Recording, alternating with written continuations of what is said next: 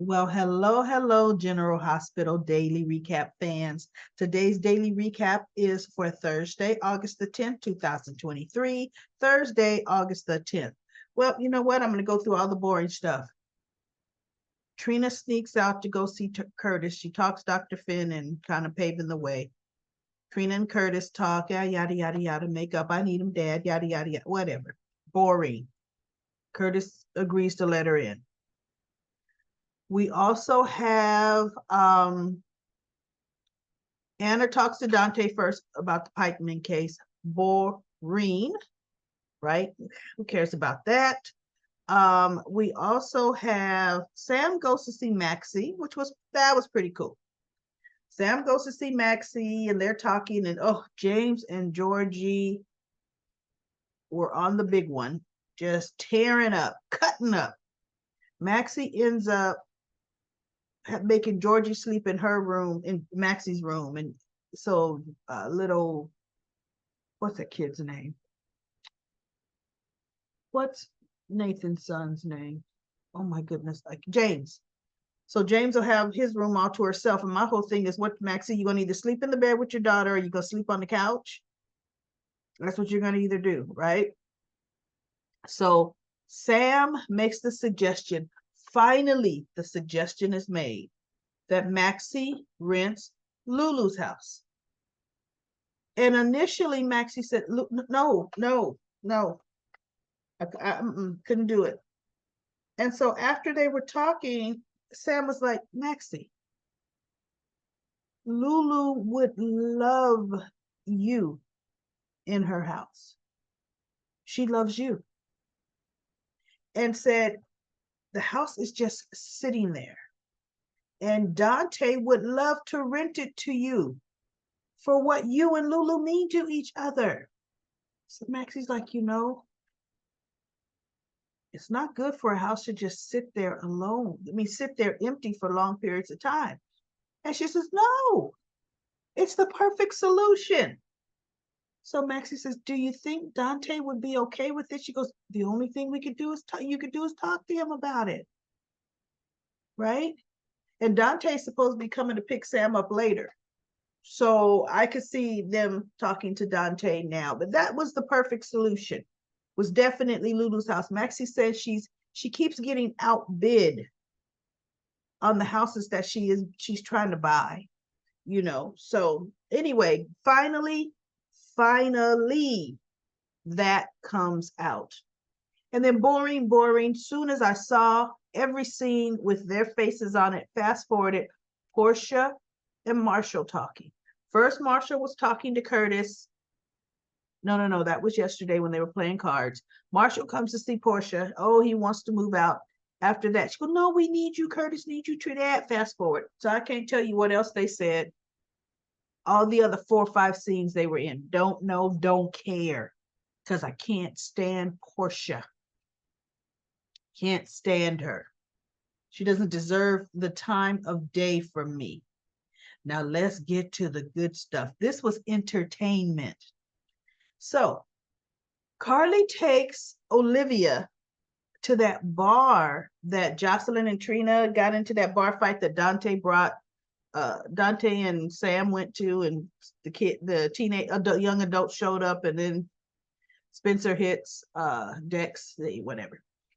So Olivia puts her hand on the dirty table. She has some kind of mustard or whatever it was on her hand. So she's like, oh my God. So she's got to go to the ladies' room to wash her hand. Well, who steps up to Carly? Ooh, a fine specimen like you. Oh, Eddie Main here. And Carly's looking like, oh my God, you got to be kidding me. And she's like, he goes, what's something about I want to spend time with you, or yada, yada, yada. By the way he was talking to Carly, I thought, you know what? Olivia was right. He could be out at night sleeping with all kind of women.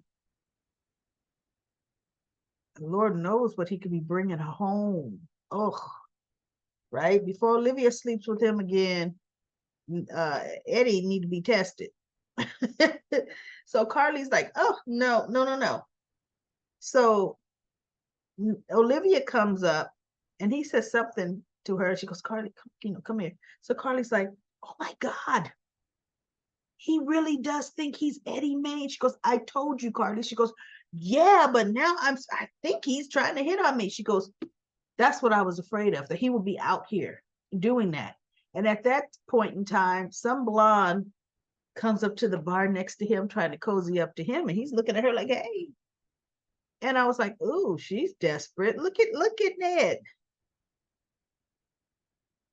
Eddie May never dressed like that, ever in his life. Ned, squeeze your big behind in some leather, right? Do something, because goodness, you're saying grandpa that you swearing you can't be all over yourself with your dress. And somebody else in Comment Corner says, and why doesn't he shave? Absolutely right. If you think you're Eddie Main, you better look like him. Let's clean yourself up, right? So Olivia says, oh, wait, you better get back over there, Carly, because I would rather him hit on you than him decide that that's what he wants over there. So Carly looks, I said, oh, Lord. So she goes back over, she walks right up to him and tells the chick, excuse me, that's my spot. That's Carly, right? That's my spot. So the woman looks at her like, Carly, like kick rocks, right? So she leaves, and Olivia is watching, and guess who comes up to her? Mason. Mason's talking about what a fine woman she is, and he knows just what she needs. She goes, get lost, right? And then Mason decides, oh, he's gonna manhandle her. And Olivia's like, Pam, I said get lost. I want nothing to do with you. And he goes, oh yeah, you want it. But and so Ned comes over and says, excuse me, leave her alone. And so he says, she wants it. So he looks at Olivia, Ned does, and he says, do you want this? And she goes, no, you idiot. So Ned says, leave the woman alone. And he goes, so Mason turns around and looks at him and says, and what you gonna do about it, Grandpa? Ned balls up his fist and he punches Mason. And I think Mason hit the ground or fell to his knees or something. And Ned is looking at his hand like, ow, that hurt. And Olivia was like, oh, and Carly was like, whoa, hey, all right. You know? So as Ned is looking at his hand, Mason jumps up from the ground and bum rushes Ned, and he bumps his head down on the bar top. And I was like, oh my God, bump it, smash him in the head some more, right? Because he needs that brain jogged. And I was thinking that right there might be what starts Ned to start to get his memory back, because he bam hit the front of his head hard, right? But it wasn't hard enough like the pool hard. So he pulls Ned up and he punches him. And when he punches Ned, Ned hits the ground. And I thought, okay, good. Second hit to the head, right? Well, Mason was looking at Ned. Carly grabs a bottle, or the bartender hands her a bottle. She takes the bottle, cracks Mason on the back of the head, and Mason falls out. Now, in my mind, I'm like, where was the bouncer? They have a security bouncer there. But no, hey, not at all. So Mason is knocked out cold. Olivia runs over to Ned on the ground. Ned, or she may even call him Eddie, I don't know. And he comes to, and he goes, and he sees Mason on the ground. Did I get him? And Olivia's like, yeah, you got him. That was funny. That was so funny to me. Now, hopefully that is the start. He's gonna start, hopefully he starts having headaches, and now hopefully he's gonna start having memory flashes. But my thing is, Mason doesn't know Carly hit him on the back of the head with the bottle because it was to the back of the head. He doesn't know who hit him. Watch. Mason is going to come into Kelly's and see Carly working behind the bar and finds out, I mean, behind the counter and finds out she owns that place. And then he's going to start harassing Carly. And you want to know who's going to have to step in? Sonny. Good. Now, Sonny will have Mason killed faster than fast, finding out, you messing with Carly? Because see, right now, Carly doesn't know Mason's name. Olivia doesn't know Mason's name. I don't think Mason told her name. They didn't exchange names. But it will come out because when he sees Carly at the coffee house, at Kelly's, he probably will say his name and tell her, you owe me. And she'd be like, I don't owe you nothing, right? So we're going to see. That is going to start because now they've made a connection with Mason and Carly. So it's getting ready to get good, y'all. It's getting ready to get real good with them, and I can't wait. So let's go to Comment Corner. Linda says, everybody, I'm going to go out on a limb and say that Valentine is playing Anna. I love the two together, but something is not right. Y'all think of all the bad things he's done compared to the good things he's done. What if it is a show? What if Alex is not dead and helping Valentine? What if Valentine is in love with Alex instead of Anna? The pikeman trouble. I don't want to think this plot, but something doesn't add up. And why now? Just my opinion. Well, something doesn't add up. I absolutely don't think they're going to bring Alex back. They would have brought Alex back earlier with Victor. This whole pikeman crap of a plot, pikeman name has been mentioned since last summer when Valentine first talked to Sonny with the introduction. They had never decided what they were going to do with that pikeman plot and how they were going to do it. And at this point, they just needed to go away.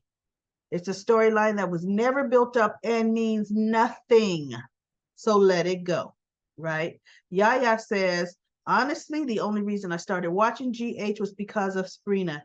And they are determined to destroy them instead of just breaking them up. This dragging of a storyline is destroying their individual characters, and it is so stupid after 2 years of building this couple. It's too contrived for my taste. And then Patty Ever After says, that's why I'm glad I watched Daily Recap, lady. Thank you, Patty. I'm skipping all those scenes with Spencer and manipulating Porsha. I can't stand Porsha. Hippie Gypsy says, I think it would be fun if Olivia would sing and perform with Ned/Eddie, like they did at the nurses' ball. I know they work really together as a team, really good on stage. They really impressed me. Olivia doesn't seem to remember how well they sang together. I know, but remember now, I think something's up with the actor's voice because he has not been singing. They will fall in love all over again. And I would adore it. Brooklyn can pretend to be involved, so can little man. You mean little Leo. Olivia's youngest son may find out he's a savant in the music industry as well. There's a possibility for a great story here while Ned gets his memory back. DB says, I can't sit through another scene. So thank you, Daily Recap Lady, for all you do. I never liked Porsha and simply wanting it, simply waiting it out until Jordan motivates Curtis to walk again. I could see that happening. I could see it being Jordan that does that. I see, let's see. Let me go back to I wanted to get that there. Here we go. Memory back. Okay. I see Olivia and Carly enjoying what was supposed to be Nina's wedding cake and champagne in Olivia's office, toasting it up after them. Uh, after them, Ned has a miracle recovery. Oh, you see in the future, because I'm like, I didn't see them eating any wedding cake at all, but I see you talking future. Okay. NK Rose says the doctor is drugging her to prevent her from telling the truth because he will lose his medical license. You know what? For some reason, I don't think that doctor cares about a medical license. He got involved with that scheme way too fast, way too willing, and he is calling all the shots. Something is not right. NK Rose says, I think Olivia inherited her cousin's half of the hotel, and Jax wanted to get that half too. No, Jax is the one that made sure Olivia got Connie's half of the hotel, because at that point, Olivia and Carly were at odds, and Jax wanted to stick it to Carly. Oh, he wanted to stick it. So in the beginning, even though Carly, they were talking about their great friendship, but in the beginning, when she first got the Metro Court, she and Olivia were at odds, because I do kind of think Olivia was with Jax for a minute. I think she was with Jax for a hot minute. And then NK Rose says Spencer needs to get a separate apartment for just him and Trina. Lisa says, I agree, someplace where there's no Esme, no Christina or Porsha interfering. If Spencer ever grows a pair and tells Trina what her nasty mother has been saying to him, kicking him out before he says goodbye. Oh, and it would come out. Yeah, eventually it is going to come out. How Porsha has not figured this out, and she's made it through medical school. I'll never know. What you say, good or bad, will come back on you. And the things she has been saying will come back and bite her in the backside. Yes, it would.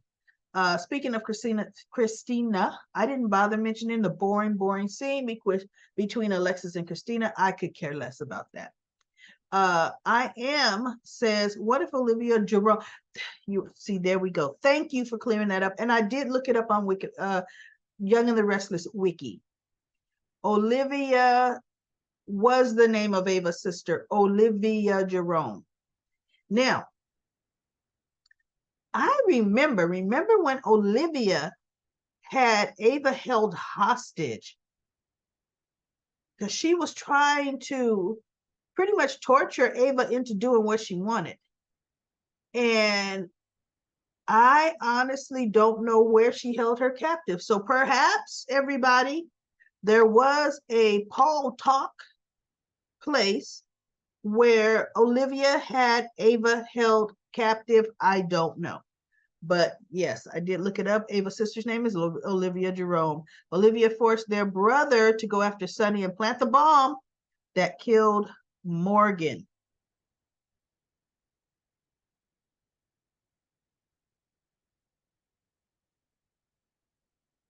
No. The bomb was planted in Julian's car. Actually, Olivia wanted her brother killed because he didn't do what she told him to do. Morgan, the valet, had brought Julian's car up because Julian was getting ready to leave wherever that restaurant was they were at. Morgan comes out on a romantic rave, rant and rave, and he sees that car running and just jumps in it and takes off. And Jason had just followed Morgan there and found him and was saying, Morgan. And Morgan jumps in the car and tries to take off, and the car blows up. Oh my goodness. So the bomb was not for Sonny. She probably wanted Julian to kill Sonny, because everybody wants Sonny killed at some point. But Julian didn't do it. That bomb was planted to kill Julian. And then Richard says, another great review, Daily Recap Lady. Porsha is becoming unlikable. Love your facial expressions. Porsha has always been unlikable. I have never liked Porsha, ever. And the other daughter that played Trina was definitely more defiant of Porsha. She did what she wanted. That the other actress that played Trina, this Trina is too docile for me. She just lets everything roll over on her, and I don't like that. Leanne says this episode of GH was boring. It seemed like nothing was really happening. Gregory and election are boring. Spencer and Trina's storyline is also boring and needs to come to an end soon. Carly and Olivia's scene was good. Nina's trying to convince herself she will make it to her so-called Valentine's Day wedding. I don't see that. P. Merle says Porsha is such a hypocrite. Does she even want Curtis anymore? He recognizes she feels obligated. She's just afraid that Curtis will go back to Jordan and Jordan will be good for Curtis. I see that. He's supported Jordan through her health crisis. He sure did. You want to know who we haven't seen and I don't want to see again? Is Porsha's brother Zeke. That was a nothing character with a nothing storyline, and we don't need to see him ever again. Bye, Zeke. D'Angelo says if Spencer gets $10,000 a week, why doesn't he bring Esme's nanny help with Ace? Also, why hasn't Chase told anyone about Nina being with Ned right before the fall? I don't get that. I don't know why he hasn't said anything. Also, what about and Ava and Sonny hook up after Nina's world implodes in on her? Nah, Sonny would never hook up with Ava again. He would hook back up with Carly in a heartbeat. P. Merle says, right, $10,000 a week, and all he does is hang around all day. He should at least buy Esme some decent clothes. Where does she shop? The Goodwill or Salvation Army? Esme's getting a paycheck. Esme can buy her own self some clothes. And let's face it, why have they not told Esme she gets a weekly? It's nowhere near what Spencer gets. She gets a weekly stipend from her trust fund. It's only a couple thousand, but couple thousand, whether it's 2,000 away, 1,000 a week, whatever. She's got some money coming in. Anthony says the rumor is she is leaving and Jason will finally come back. Patty Ever After says any rumor that states Jason is coming back is automatically a lie. He's working on Days of Our Lives and it's pretty clear the story with him is just heating up. His contract won't be up for a year or two. Linda says Carly doesn't care about Sonny and Nina. I like Carly is focusing on upgrading Kelly's to something better. Carly is becoming Bobby. Bobby, who is the caring mom and grandmom. Bobby will be missed. Yes, she will. And Kathy says, we coulda, woulda, shoulda all day long with Spencer and Trina. These writers are awful. Hello there says, so Porsha is lying. Okay, don't care for her. Never cared for Porsha. Timothy says, I love your comment corner and slideshow. Thank you for all you do, Daily Recap Lady. Thank you, Timothy. I am says, Porsha is obviously passive-aggressive narcissist. Trina is truly at fault. She's trying to pacify a liar.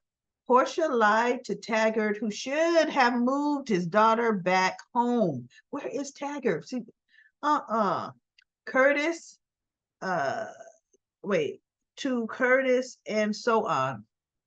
I'm cool with Spencer and Trina breaking up. I put the blame on Trina. Spencer should have said goodbye, but he was right not to force Trina to choose. There ain't no forcing to choose, and there has everything to do with good manners. Bye, Trina. Your mom says she wants mother-daughter time tonight, and I completely understand. We'll hook up tomorrow. That's all that needed to be said, right?